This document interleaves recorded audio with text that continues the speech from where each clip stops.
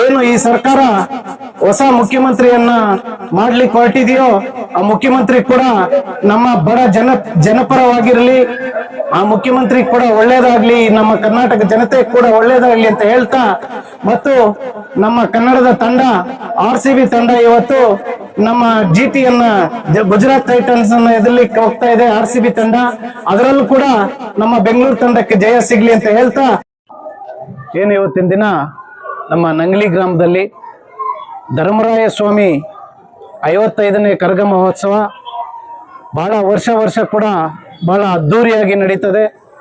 ಈ ವರ್ಷ ಕೂಡ ಧರ್ಮರಾಯನ ಸ್ವಾಮಿಯ 55ನೇ ಕರಗ ಮಹೋತ್ಸವಕ್ಕೆ ನಮ್ಮ ನಾಯಕರು, ನಮ್ಮ ತಾಲೂಕು JDS ಪಕ್ಷದ ಅಧ್ಯಕ್ಷರು ಆಗಿರ್ತಕ್ಕಂಥ ನಮ್ಮ ನಾಗರಾಜನ್ನವರು ಮತ್ತು ಖ್ಯಾತ ವಕೀಲರು, ನಮ್ಮ JDS ಪಕ್ಷದ ವಕ್ತಾರರು ಆಗಿರ್ತಕ್ಕಂಥ ಶ್ರೀನಿವಾಸ ರೆಡ್ಡಿ ಅನ್ನವರು ಮತ್ತು ಇಲ್ಲೇನು ಆಗಮಿಸಿದರು ನಮ್ಮ ಸುತ್ತಮುತ್ತಲಿನ ಗ್ರಾಮಸ್ಥರು ಮತ್ತು ನಂಗ್ಲಿ ಗ್ರಾಮಸ್ಥರು, ಎಲ್ಲ ಪ್ರಮುಖ ಮುಖಂಡರು ಎಲ್ಲರೂ ಕೂಡ ನಾವು ಆ ದುರ್ಗಾದೇವಿಯ ದರ್ಶನವನ್ನು ಪಡೆದು ಆ ತಾಯಿಯ ಆಶೀರ್ವಾದವನ್ನು ಪಡೆದಿದ್ದೇವೆ.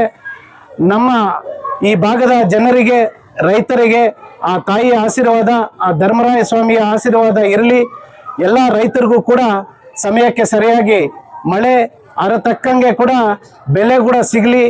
ಎಲ್ಲರ ರೈತರ ಮುಖದಲ್ಲೂ ಸುಖವನ್ನು ಕೊಡ್ಲಿ ಅಂತ ಹೇಳ್ತಾ, ಮತ್ತು ಏನು ಈ ಸರ್ಕಾರ ಹೊಸ ಮುಖ್ಯಮಂತ್ರಿಯನ್ನ ಮಾಡ್ಲಿಕ್ಕೆ ಹೊರಟಿದೆಯೋ ಆ ಮುಖ್ಯಮಂತ್ರಿ ಕೂಡ ನಮ್ಮ ಬಡ ಜನಪರವಾಗಿರಲಿ, ಆ ಮುಖ್ಯಮಂತ್ರಿ ಕೂಡ ಒಳ್ಳೇದಾಗ್ಲಿ, ನಮ್ಮ ಕರ್ನಾಟಕ ಜನತೆ ಕೂಡ ಒಳ್ಳೇದಾಗ್ಲಿ ಅಂತ ಹೇಳ್ತಾ, ಮತ್ತು ನಮ್ಮ ಕನ್ನಡದ ತಂಡ RCB ತಂಡ ಇವತ್ತು ನಮ್ಮ GTಯನ್ನ ಗುಜರಾತ್ ಟೈಟನ್ಸ್ ಅನ್ನ ಎದುರ್ಲಿಕ್ಕೆ ಹೋಗ್ತಾ ಇದೆ. RCB ತಂಡ, ಅದರಲ್ಲೂ ಕೂಡ ನಮ್ಮ ಬೆಂಗಳೂರು ತಂಡಕ್ಕೆ ಜಯ ಸಿಗ್ಲಿ ಅಂತ ಹೇಳ್ತಾ, ಏನ್ ನಮ್ಮನ್ನು ಇವತ್ತು ಕರೆಸಿ ನಮ್ಮನ್ನು ಸುಬ್ಬಣ್ಣ ಮತ್ತು ಅವರ ತಂಡದವರಿಗೆ, ಎಲ್ಲ ನಂಗ್ಲಿ ಗ್ರಾಮಸ್ಥರಿಗೆ ನಮ್ಮನ್ನ ಅದ್ದೂರಿಯಾಗಿ ಸ್ವಾಗತವನ್ನು ಬಯಸಿ ಆ ದೇವರ ದರ್ಶನ ಪಡೆಯಲಿಕ್ಕೆ ಅವಕಾಶ ಮಾಡಿಕೊಟ್ಟಿರ್ತಕ್ಕಂಥ ಎಲ್ಲ ನಂಗ್ಲಿ ಗ್ರಾಮಸ್ಥರಿಗೂ ವಂದಿಸುತ್ತಾ ನನ್ನ ಮಾತನ್ನು ಮುಗಿಸ್ತಾ ಇದ್ದೀನಿ.